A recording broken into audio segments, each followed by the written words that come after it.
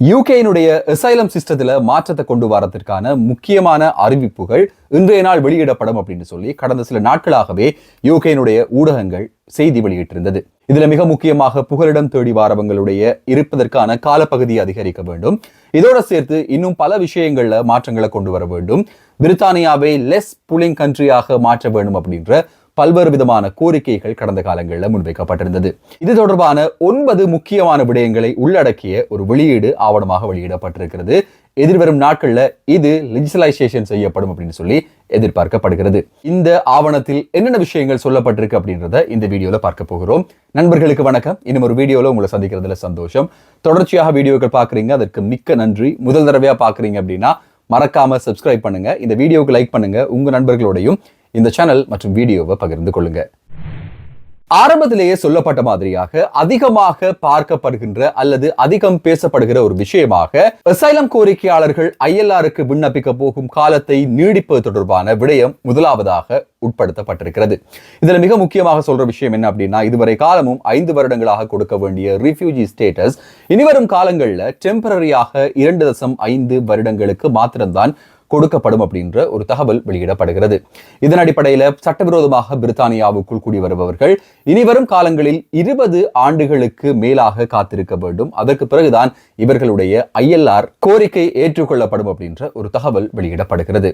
இது நடைமுறைக்கு எந்த அளவு தூரம் சாத்தியமாக இருக்கும் அப்படின்ற ஒரு கேள்வி வெகுவாக எழுந்திருக்கிறது. குறிப்பாக லேபர் ஆட்சியில் இருக்கக்கூடிய லேபரினுடைய பாராளுமன்ற உறுப்பினர்களும் இந்த திட்டத்திற்கு மிகவும் எதிர்ப்பை காட்டுகிற ஒரு சம்பவம் இப்போது பிரித்தானியாவில் அரங்கேறி கொண்டிருக்கிறது. யூகேயினுடைய ஹோம் செக்ரட்டரியாக இருக்கிற ஷபானா மஹ்மூத் இந்த தகவல்கள் அடங்கிய விடயங்களை தெரிவிக்கும் போது லேபர் அரசாங்கத்துக்குள்ளே இருந்தே இதற்கு எதிரான கோஷங்கள் வந்ததையும் அவதானிக்கக்கூடியதாக இருந்தது. தொடர்ச்சியாக இவரிடம் பல கேள்விகள் கேட்கப்பட்டது. இந்த கேள்விகள்ல எல்லாமே சொல்லப்படுற ஒரு பதில் என்ன அப்படின்னா, இது எல்லையை தாண்டி விட்டது. கடந்த காலங்களில் 4 லட்சத்திற்கும் அதிகமானவர்கள் அகதி அந்தஸ்து கோரியிருக்கிறார்கள். சட்டவிரோதமாக வருபவர்கள் மாத்திரம் இல்லாம யூகேல சட்டபூர்வமாக ஏதாவது ஒரு விசாவுல வாரவங்க கூட அசைலமுக்கு மாறுகிறார்கள். இது ஒரு செயல்முறை தோல்வி அப்படின்ற விதமாக இது சொல்லப்படுகிறது. இனிவரும் காலங்களில் 2.5 வருடங்களுக்கு ஒரு முறை இது பரிசீலனை செய்யப்பட்டு அவர்களுடைய நாடு பாதுகாப்பானதாக கருதப்படும் போது இவர்கள் நாடு கடத்தப்படுவார்கள் அப்படின்ற ஒரு தகவல் வெளியிடப்படுகிறது. இது குறிப்பாக இந்த மாஸாக வரக்கூடிய இந்த மாஸ் மைக்ரேஷனை குறிவைத்து சொல்லப்படுற ஒரு விஷயமா இருக்கு. குறிப்பாக இந்த யுக்ரைன்ல இருந்து வந்திருக்கிறவங்க, இல்ல இஸ்லாமிய நாடுகள், யுத்தத்தால பாதிக்கப்பட்ட நாடுகள், சூடான் போன்ற நாடுகள்ல இருந்து வந்தவர்கள், அவர்களுக்கான தனிப்பட்ட ஒரு ஆபத்து இல்லை அப்படின்னும் போது ஒரு நாட்டினுடைய போர் சூழல் தான் அவங்களுக்கான ஆபத்தாக இருக்கும்போது இந்த போர் சூழல் இனிமேல் இல்லை அப்படின்னு உத்தரவாதம் செய்யப்படுற பட்சத்துல இவர்கள் எந்த கட்டத்திலும் நாடு கடத்தப்படுவார்கள் அப்படின்ற ஒரு தகவல் முன்வைக்கப்படுகிறது. தனிப்பட்ட ரீதியான ஒரு மனிதருக்கு பாதிப்பு இருக்கிறது, அவர் ஒரு ஹியூமனிடேரியன் ப்ரொடெக்ஷன்ல இருக்கார் அப்படின்னா அதற்கான விடயங்கள் பற்றி இதுல பேசப்படல. சட்டவிரோதமாக பிரித்தானியாவுக்குள் வருபவர்கள் தி கார்டியன் பத்திரிகை குறிப்பா ஒரு விஷயத்தை சொல்லுது என்ன அப்படின்னா, இனிமேல் பிரித்தானியாவுக்குள் வரக்கூடிய புதிதாக வரக்கூடியவர்களுக்கு தான் இது செல்லுபடியாகும் அப்படின்ற ஒரு தகவலை சொல்கிறது.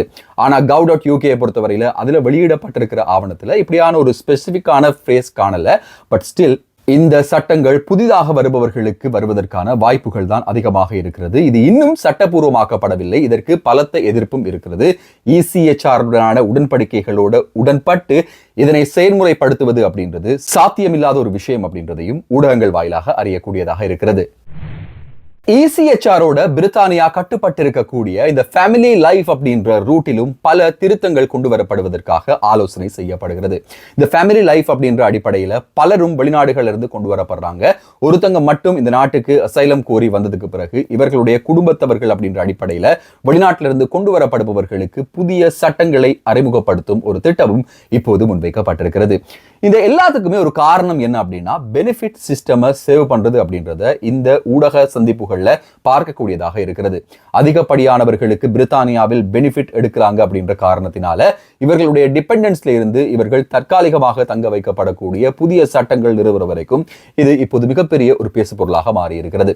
எதிர்வரும் காலங்களில் இந்த பெனிஃபிட் சம்பந்தமான மாற்றங்களை கொண்டு வருவதற்கான ஆலோசனைகளும் இப்போது முன்வைக்கப்படுகிறது. சட்டவிரோதமான புகலிட கோரிக்கையாளர்களை கவர்வதற்கு பிரித்தானியாவில் இருக்கக்கூடிய புல்லிங் ஃபேக்டர் எது அப்படின்ற ஒரு ஆலோசனை நடத்தப்பட்டிருக்கு. இந்த ஆலோசனையின் அடிப்படையில் அக்கமடேஷன் மிக முக்கியமான ஒரு இடத்தை பெறுகிறது. மற்ற நாடுகளில் இல்லாத மாதிரியாக பிரித்தானியாவில் குடும்பத்தில் இருப்பவர்களுக்கு தனியான வீடுகள் கொடுக்கப்படுகிறது. புதிதாக வந்தறியவங்களுக்கு முதலாக ஹோட்டல்கள் கொடுக்கப்படுகிறது. இப்படியான பல விஷயங்கள் இந்த அக்கமடேஷன் சார்ந்து இருப்பதன் காரணமாக இனிவரும் காலங்களில் அக்கமடேஷன் தொடர்பான தீவிரமான சட்டங்களை கையாள்வதற்கு பிரித்தானிய அரசு இப்போது ஆலோசனை செய்து வருகிறது. இதுல மிக முக்கியமாக இந்த வீடுகள் வழங்கப்பட மாட்டாது அப்படின்ற ஒரு தகவல் வெளியிடப்படுகிறது.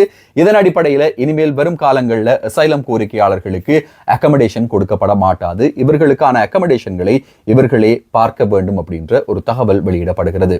இருந்தாலும் ஆக்ஸ்போர்ட் பல்கலைக்கழகத்தினுடைய நிபுணர்கள் என்ன சொல்றாங்க அப்படின்னா, ECHR-னுடைய ஃப்ரேம்வொர்க்ஸை பார்க்கும்போது அந்த ஃப்ரேம்வொர்க்ஸுக்கு கீழே இப்படியான ஒரு தீர்மானம் எடுப்பது சாத்தியமே இல்லாத ஒரு விஷயம் அப்படின்ற ஒரு முக்கியமான தகவலை இவங்க வெளியிடுறாங்க. பிரித்தானியாவினுடைய பிரதமர் கியர் ஸ்டாமரை பொறுத்தவரையில அவர் ஒரு பெயர் போன வழக்கறிஞர், சட்டத்தரணி அப்படின்ற காரணத்தினால சட்டத்திற்கு உட்பட்ட அளவுல தான் அவர் தீர்மானங்களை மேற்கொண்டிருப்பார் அப்படின்ற ஒரு விடயத்தையும் ஊகிக்கக்கூடியதாக இருக்கிறது. இருந்தாலும் ECHR-க்கு கட்டுப்பட்டு இவர்களுக்கான வீடுகள் மறுக்கப்படும் போது, இவர்களுக்கான தங்குமிட வசதிகள் இல்லாத போது இவர்கள் என்ன செய்வார்கள் அப்படின்ற ஒரு மிக முக்கியமான கேள்வி இப்போது சமூக ஊடகங்கள்ல முன்வைக்கப்படுகிறது. இன்னும் ஒரு கட்டம் மேலே போய் என்ன சொல்றாங்க அப்படின்னா, அசைலம் கோரிக்கையாளர்களுடைய பெருமதி வாய்ந்த சொத்துக்கள் இருக்குமாக இருந்தால், அவர்களுடைய வாகனங்கள், அவர்களுடைய பெருமதி வாய்ந்த கைக்கடிகாரங்கள், நகைகள் போன்ற பொருட்கள் இருக்குமாக இருந்தால் இவை பறிமுதல் செய்யப்பட்டு விற்கப்பட்டு அது அவர்களுடைய செலவுக்கே பயன்படுத்தப்படும். யூகேயில் வரி கட்டக்கூடியவர்களுடைய பேர்டன் குறைக்கப்பட்டு இவர்களுக்கான பணம் இவர்களிடம் இருக்கும் சொத்துக்களில் இருந்தே எடுக்கப்படும் அப்படின்ற ஒரு தகவலும் முன்வைக்கப்படுகிறது. இதுவரை காலமும் ஸ்டேட்டில் தங்கி இருப்பார்கள் அப்படின்ற அடிப்படை மாற்றப்பட்டு வேலை செய்வதற்கு இவர்கள் ஊக்குவிக்கப்பட இருக்கிறார்கள். இவர்களுக்கான ஒர்க் ரைட்ஸ் வழங்கப்பட இருக்கிறது. இந்த ஒர்க் ரைட்ஸ் மூலமாக இவங்க வேலை செய்ய முடியாத பட்சத்தில் இவர்கள் இருக்க வேண்டிய காலம் இன்னும் அதிகரிக்கும் என்கிற மிக முக்கியமான ஒரு தகவலும் முன்வைக்கப்படுகிறது. இவர்களுக்கான ஒர்க் ரைட்ஸ் வழங்கப்பட்டு இவர்கள் ஸ்டேட் பெனிஃபிட்டில் இருந்து வெளியேறி இவர்களுக்கான வாழ்க்கையை அமைத்துக் கொள்ள வேண்டும். அப்படியானவர்களுக்கு ஸ்கில்லோடு இருப்பவர்களுக்கு குறைந்த காலத்தில் இந்த ILR-ஐ பெற்றுக்கொள்ளக்கூடிய வாய்ப்புகள் இருக்கு அப்படின்ற ஒரு தகவலும் முன்வைக்கப்படுகிறது. அசைலம் கோரிக்கையாளர்களை வேலைக்கு தயார்படுத்தும் ஒரு திட்டம் முன்வைக்கப்படுற இந்த நேரத்தில் இதுவே ஒரு புல்லிங் ஃபேக்டராக மாறிவிடும். யூகேக்கு போனோம் அப்படின்னா ஒர்க் ரைட்ஸோட கிடைக்கும் அப்படின்றது ஒரு காலத்துல மாறிவிடும் அப்படின்றதுனால இதனை தடுப்பதற்கான மாற்று வழிகளையும் இப்போது பிரித்தானிய அரசாங்கம் யோசிப்பதாக சொல்லப்படுகிறது. அசைலம் கோரிக்கையாளர்கள் பொய்யான வயதுகளை சொல்வதாலும் இந்த சிறுவர்களை டிபோர்ட் பண்ண முடியாது அப்படின்ற காரணத்தினால சில நாடுகளைச் சேர்ந்தவர்கள் வயதை குறைத்து செல்வதனாலும் இவர்களை AI மூலமாக வயதை கண்காணிக்கும் அல்லது வயதை கண்டுபிடிக்கும் ஒரு திட்டம் அறிமுகப்படுத்தப்படுவதாக சொல்லப்படுகிறது. இது மிகப்பெரிய அளவிலான ஒரு எதிர்ப்பை இப்போது பெற்றிருக்கிறது. இன்னும் சரிவர நிர்மாணிக்கப்படாத AI அப்படின்ற ஒரு தொழில்நுட்பத்தை வைத்து வயதை கணிப்பதன் மூலமாக ஏற்கனவே இருக்கக்கூடிய சிறுவர்களையும் ரிஸ்கில் தள்ளும் ஒரு செயற்பாடாக இது இருக்கும் அப்படின்னு சொல்லி இது இப்போது பகிரங்கமாக விமர்சிக்கப்படுகிறது.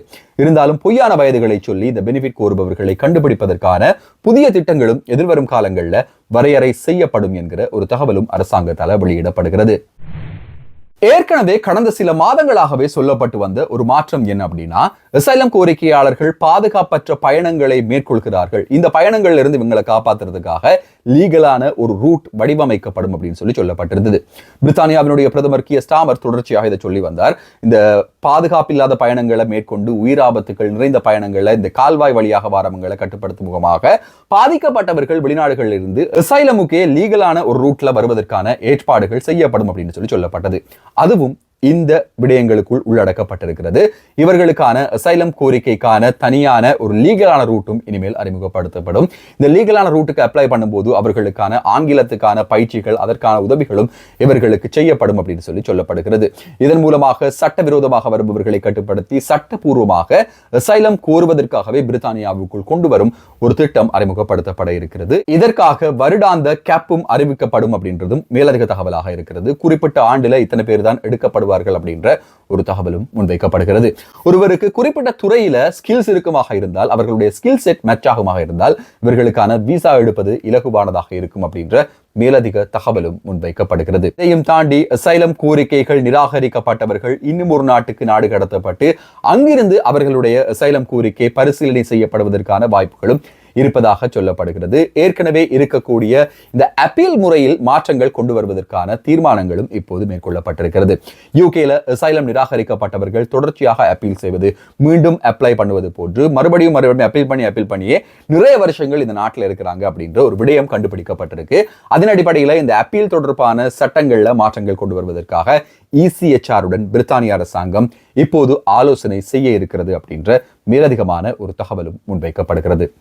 இன்னும் பல விஷயங்கள் எதிர்வரும் வாரங்களில் வெளியிடப்படும். இந்த வார இறுதியில ஸ்கில் ஒர்க்கர்ஸுக்கான லீகல் ரூட்ல இருக்கிறவங்களுக்கான புதிய மாற்றங்கள் அறிவிக்கப்பட இருப்பதாகவும் ஹோம் செக்ரட்டரி ஷபானா மஹ்மூத் சொல்லியிருந்தாங்க. எது எப்படி இருந்தாலும், எந்த மாற்றங்கள் வந்தாலும் உடனுக்குடன் இந்த சேனல்ல உங்களுக்கான வீடியோக்களாக அந்த தகவல்கள் வரும். இந்த வீடியோ முழுசா பார்த்துருப்பீங்க அப்படின்னு நம்புறேன். தொடர்ச்சியாக பார்த்துருந்தீங்கன்னா மறக்காம சப்ஸ்கிரைப் பண்ணுங்க.